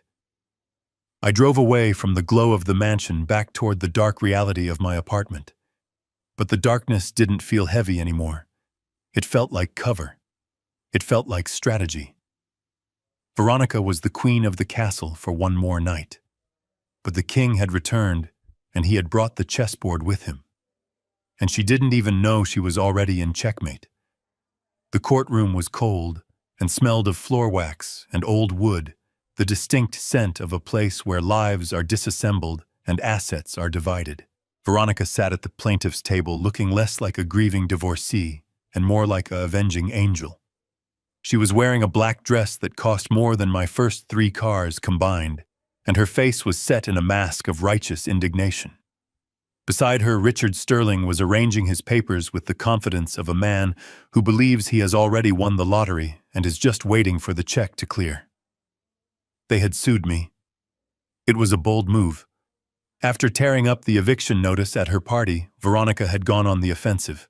She filed an emergency motion for a restraining order and a civil suit for harassment, claiming that I was using fraudulent legal documents to terrorize her in her own home. She wanted the judge to hold me in contempt. She wanted damages. She wanted to strip the last shred of dignity I had left. I sat at the defendant's table with Sarah. We didn't have stacks of files. We didn't have a team of paralegals. We just had the battered metal box from my apartment sitting between us. The judge was a stern woman named Judge Patterson, who looked like she had no patience for rich people squabbling over beach houses. She peered over her glasses at Richard. "Mr. Sterling," she said, her voice dry, "you are alleging that the defendant, Mr. Clark, has engaged in a campaign of harassment by serving your client with fake eviction notices for a property she legally owns. Is that correct?" Richard stood up, buttoning his jacket. He smiled that shark smile. "That is correct, Your Honor. Just 3 days ago, Mr. Clark signed a binding settlement agreement transferring full ownership of the Malibu estate and the New York penthouse to my client. We have the signed deeds right here." He gave her the keys. He walked away. And then, in a fit of seller's remorse, or perhaps just spite, he hired a process server to disrupt her housewarming party with these absurd documents, claiming she has no right to be there. It is emotional abuse, Your Honor. It is a desperate attempt to claw back what he legally signed away. He walked to the bench and handed the judge the settlement agreement. "Here is the transfer of title, Your Honor, signed by Harrison Clark. It grants Veronica Clark 100% ownership of the residence at 1088 Malibu Road. It is airtight." Judge Patterson scanned the document. She looked at me. "Mr. Clark," she said, "did you sign this document?" I stood up slowly. My knees popped in the quiet room. I didn't look at Veronica. I looked straight at the bench. "Yes, Your Honor," I said. I signed it. I transferred ownership of the structure to my ex-wife. I gave her the house. "Then what is this?" Richard interrupted, waving the torn eviction notice in the air. "Why are you sending her eviction notices for a house you admit you gave her?" Because I said, my voice rising just enough to cut through his theatrics. "Owning the house is not the same thing as owning the land it sits on." The room went silent. Richard frowned. He looked at the deed in his hand, then back at me. "What are you talking about?" he scoffed. "It is real estate. The land and the house are one and the same." "Not in this case," I said. I opened the metal box. I took out the yellowed file from 1998. I walked to the bench and placed it next to Richard's papers. "Your Honor, if you will look at the document labeled Trust Deed and Ground Lease, you will see that 25 years ago I severed the estate. I transferred the underlying real property, the land itself, into an irrevocable trust called the Leo Clark Future Trust. I did this to protect the asset for my heirs." Sarah stood up and handed a copy to Richard. He took it, his hands shaking slightly. He began to read, his eyes darting back and forth across the page. I continued speaking to the judge. The entity that owned the physical structure, the house, the pool, the garage, signed a 25-year ground lease with the trust. That lease, Your Honor, contained a specific clause regarding the transfer of the structure. It states that if the structure is transferred to a non-blood relative, the ground lease does not automatically transfer. It terminates. Judge Patterson flipped through the old file. She found the clause. She read it silently, her lips moving slightly. Richard looked up from the paper, his face draining of color. He looked at Veronica, who was staring at him with wide, confused eyes. "Richard," she hissed. "What is he saying? He is saying, Richard stammered, that you own a pile of bricks, Veronica, but you don't own the ground. Objection, Richard shouted, turning back to the judge, desperate to regain control. This is archaic. This is a technicality. The settlement agreement clearly implied the transfer of the entire property. The intent was clear. The intent of the settlement agreement was to transfer the assets listed, I countered. The asset listed was the residence, the structure. The land was never listed because I didn't own the land personally. The trust owned it. I could not give her what was not mine to give. Judge Patterson looked up from the documents. She took off her glasses. She looked at Richard with a mixture of pity and annoyance. Mr. Sterling, she said, did you do a title search on the underlying land before you advised your client to sign the settlement? Richard opened his mouth, but no sound came out. He hadn't. He had seen the deed to the house and assumed it included the land. It was a rookie mistake. A mistake born of arrogance. No. Your Honor, he whispered. The judge turned to me. Mr. Clark is the trust currently the legal owner of the parcel in question. Yes, Your Honor. And has the ground lease expired? It expired at midnight on the date of the transfer, Your Honor. The notice served to Ms. Clark was a formal notification of lease termination and a demand to surrender the land or enter into a new lease agreement. Judge Patterson nodded. She picked up her gavel. This court finds that the documents presented by the defendant are valid. The separation of land and improvement is a legal and binding structure common in commercial real estate, and perfectly legal in residential cases if properly documented, which this appears to be. She looked at Veronica. Ms. Clark, you are the legal owner of the house. However, you have no legal right to occupy the land beneath it. As of midnight 2 nights ago, you are technically trespassing on private property owned by the Leo Clark Future Trust. Veronica stood up her chair, scraping loudly. Trespassing, she screamed. It is my house. He gave it to me. I have the keys. You have the keys to a building, ma'am, the judge said, her voice hard. But that building is parked on someone else's lot, and that someone else has the right to ask you to move it. Move it! Veronica shrieked. It is a $15 million mansion. How am I supposed to move it? That is not the court's problem, the judge said. The owner of the land has the right to demand a clean lot, or they have the right to charge you rent for the privilege of keeping your house there. Judge Patterson banged the gavel. The sound was like a gunshot. Case dismissed. The harassment suit is baseless. The eviction notice stands. Mr. Sterling, I suggest you advise your client to negotiate with the landowner immediately before they bring in the bulldozers. The courtroom erupted in murmurs. Veronica collapsed back into her chair, looking as if she had been physically struck. She looked at Richard, but he couldn't meet her eyes. He was busy stuffing papers into his briefcase, trying to figure out how he was going to explain this to his partners. I stood there feeling the cold air of the courtroom against my face. It was done. The trap had sprung. The jaws of the trust had snapped shut around her ankle, and she hadn't even seen the teeth until it was too late. Sarah leaned over to me. You did it, she whispered. She owns nothing. I looked at Veronica. She was staring at her hands, the same hands that had signed away her son for a check. She was beginning to realize that the check wasn't going to be enough.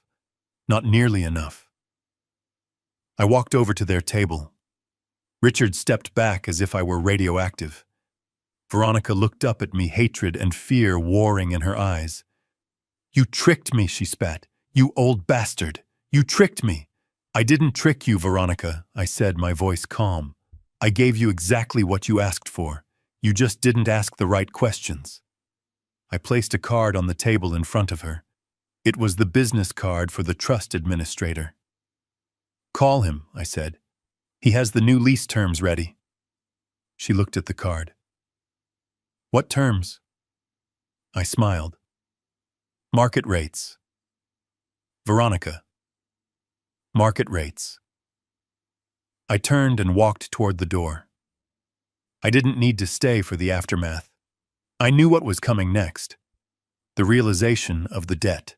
The realization of the taxes. The realization that she was bankrupt. I walked out of the courtroom and into the hallway where Leo was waiting. He was sitting on a bench, his headphones around his neck, looking anxious. When he saw me, he stood up. "Dad," he asked, "what happened?" I put my arm around his shoulder. "Let's go get some pizza, son," I said. "We have a lot to talk about. And you have some papers to sign." "What papers?" he asked, falling into step beside me. "Landlord papers," I said. We walked toward the exit, leaving the wreckage of Veronica's life behind us. She had wanted the ground beneath her feet to be solid gold. Instead, she had found out it was a trapdoor, and she was still falling. The judge had left the bench, but Veronica was still frozen in her chair, a statue of disbelief carved from ice and arrogance. Her hands were clutching the edge of the mahogany table so tightly that her knuckles were white bone against her tanned skin. She looked like a woman who had just stepped off a cliff and was hovering in the air for that split second before gravity remembered its job. Sarah Jenkins, my attorney, walked around the table. She moved with the silent, predatory grace of a shark, sensing blood in the water. She held a single sheet of paper in her hand. It wasn't a court document. It was an invoice. She stopped right next to Veronica. She didn't shout. She didn't make a scene. She leaned down, her lips inches from Veronica's ear. The room was quiet enough that I could hear the rustle of the silk of her blouse. Sarah whispered 5 words, 5 simple syllables that carried more weight than the wrecking ball that was about to hit Veronica's life. "The land belongs to Leo." Veronica flinched as if she had been burned. She turned her head slowly to look at Sarah, her eyes wide and glassy. What she whispered, her voice barely audible. Sarah straightened up and placed the invoice on the table directly on top of the useless deed Veronica had been clinging to. "The trust," Sarah said, her voice projecting clearly now so Richard Sterling could hear every word. "The Leo Clark Future Trust. It is an irrevocable trust established for the sole benefit of Leo Clark. Harrison is the grantor, but Leo is the beneficiary. You just signed away your son, Veronica. And in doing so, you signed away the only leverage you had to stay on that property. You are now a tenant living on your son's land, and the landlord is calling in the debt." Veronica looked down at the paper. I watched her eyes track the lines of figures. I knew what was written there. Arthur and I had drafted it with precise, brutal clarity. Item 1, Sarah recited, pointing to the first figure. "Current market ground rent for beachfront property in Malibu, zip code 90265. Adjusted for inflation and demand. $60,000 per month. Effective immediately. Payable in advance. The first payment is due by close of business today." $60,000, Veronica choked out. That is impossible. No one pays that. "That is the rate," Sarah said coldly. "If you don't like it, you are free to move your house elsewhere." Item 2. Sarah continued, her finger moving down the page. "This is the painful part. Under the original ground lease terms, the tenant is responsible for all property taxes. However, since the previous owner of the structure was also the grantor of the trust, the taxes were paid directly. Now that the structure has transferred to a third party, a readjustment clause has been triggered. You are responsible for the immediate repayment of deferred tax benefits associated with the land usage for the last 7 years." She tapped the bottom line. "That comes to a total of $500,000, Sarah said. "Also due immediately." Veronica made a sound like a dying animal. $500,000. It was a quarter of the cash settlement I had just given her. Combined with the rent, she was looking at a bill of nearly $600,000 just to stay in the house for the first 30 days. "And if I don't pay?" She whispered, tears spilling over her mascara-stained cheeks. Sarah smiled. It wasn't a kind smile. If you fail to remit the full amount within 30 days, the trust will exercise its right to seize the improvements to satisfy the debt. That means the trust will repossess the house, the garage, the pool, and everything inside it. You will walk away with nothing, Veronica. Less than nothing, because you will still owe the legal fees for the eviction. Veronica looked at Richard Sterling. "Help me," she pleaded. "Richard, do something. Tell them they can't do this." Richard was pale. He was stuffing papers into his briefcase, his hands shaking. He knew the law. He knew he had been outmaneuvered. He knew that any judge looking at the trust documents would uphold the claim. He had committed malpractice by not checking the title, and he knew his career was flashing before his eyes. I need to review the documents, Miss Clark," Richard stammered, backing away from the table. We will be in touch." He turned and walked away, leaving his client alone in the ruins of her victory. But the final blow didn't come from the lawyers. It came from the gallery. The tennis instructor, the boy with the bleached hair and the linen suit, had been watching the entire exchange. He had heard the numbers. 60,000 a month, 500,000 in debt. He had heard that the mansion was a house of cards. He looked at Veronica. He looked at the tears streaming down her face. He looked at the invoice on the table. He did the math. He stood up slowly. He didn't go to her side. He didn't offer her a handkerchief. He checked his reflection in the glass partition of the gallery, smoothed his hair, and walked toward the exit. "Chad," Veronica called out, her voice shrill with panic. "Chad, where are you going?" Chad didn't look back. "I think I left my phone in the car," he muttered, pushing open the heavy courtroom doors and disappearing into the hallway. He wasn't coming back. The gravy train had just derailed and he was jumping off before it went over the cliff. Veronica was alone. Truly, completely alone. The husband she betrayed was standing against her. The son she discarded owned the ground beneath her. The lover she bought had walked out. The lawyer she hired was fleeing. The house she stole was a trap. She looked at me one last time. Her face was a mask of absolute horror. The realization hit her like a physical blow. She hadn't won. She hadn't escaped. She had walked willingly into a cage and locked the door behind her. The color drained from her face, leaving it a sickly gray. Her eyes rolled back in her head. Her hands clawed at the air, as if trying to grab onto something solid, but there was nothing there. She screamed. It was a high, piercing sound of pure despair that echoed off the high ceilings of the courtroom. And then her knees gave out. She crumpled to the floor in a heap of expensive black silk and gold jewelry. The bailiff moved forward, calling for a medic. Sarah stepped back, avoiding the falling woman with a look of distaste. I watched her fall. I watched the woman who had terrorized my son collapse under the weight of her own greed. I didn't feel joy. I didn't feel triumph. I just felt a heavy sense of completion. The balance sheet was finally zeroed out. The debt was paid. I turned to Sarah. "Send the bill to her hospital room," I said. "And make sure Arthur files the lien on the cars by 5 o'clock. I don't want her selling a Porsche to pay the rent." Sarah nodded, closing her briefcase. "Consider it done, Harrison." I walked away from the commotion. I walked away from the woman on the floor.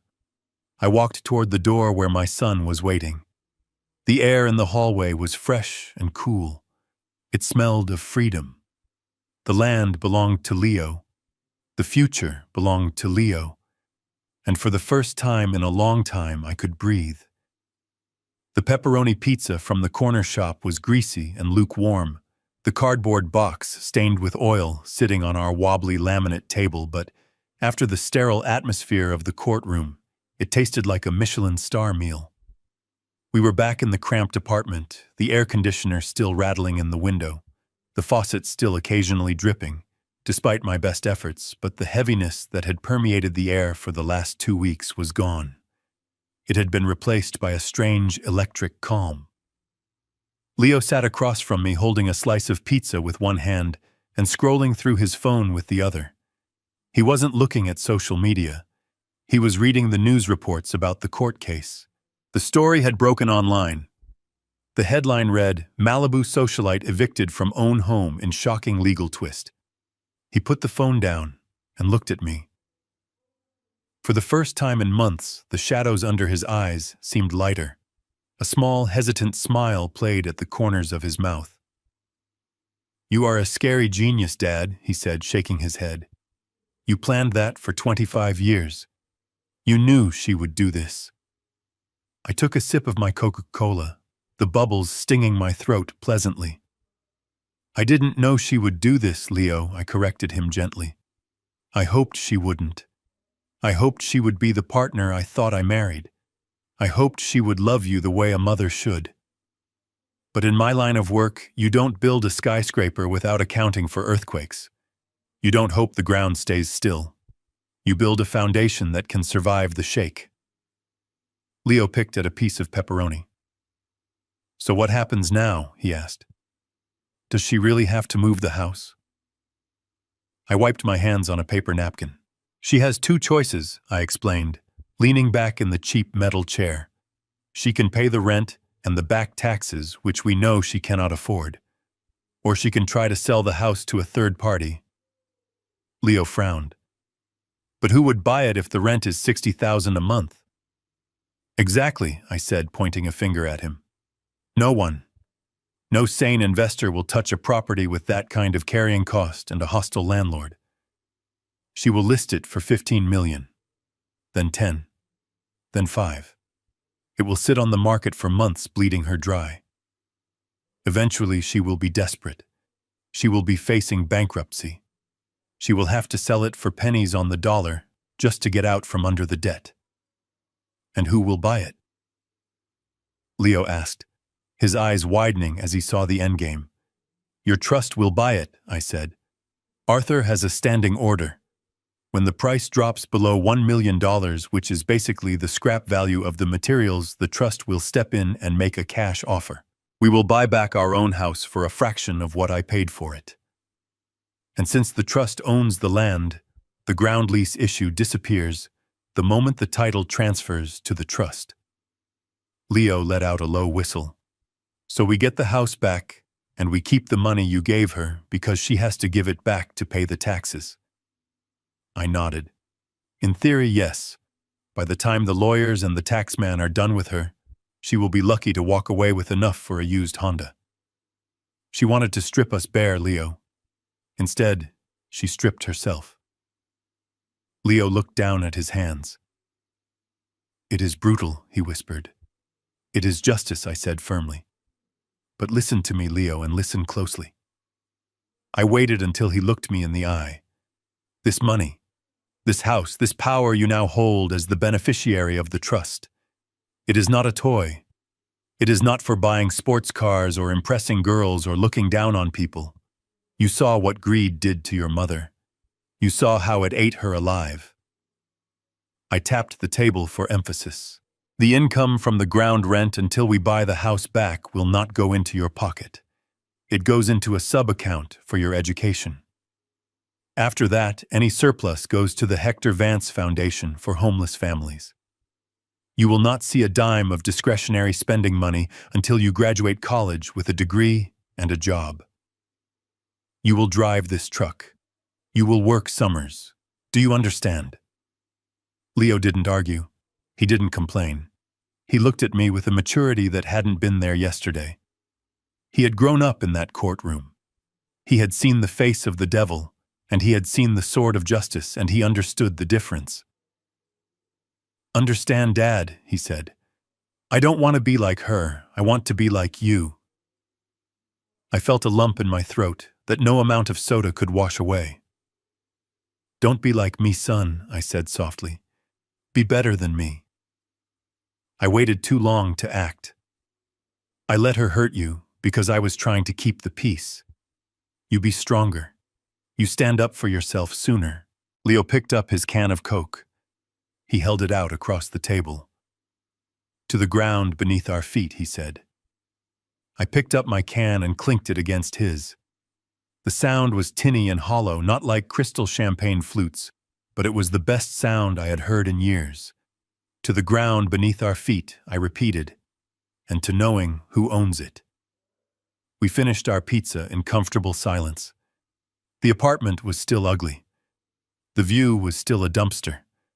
But it didn't matter. We weren't staying here. And we weren't going back to the mansion either, not really. We were going forward.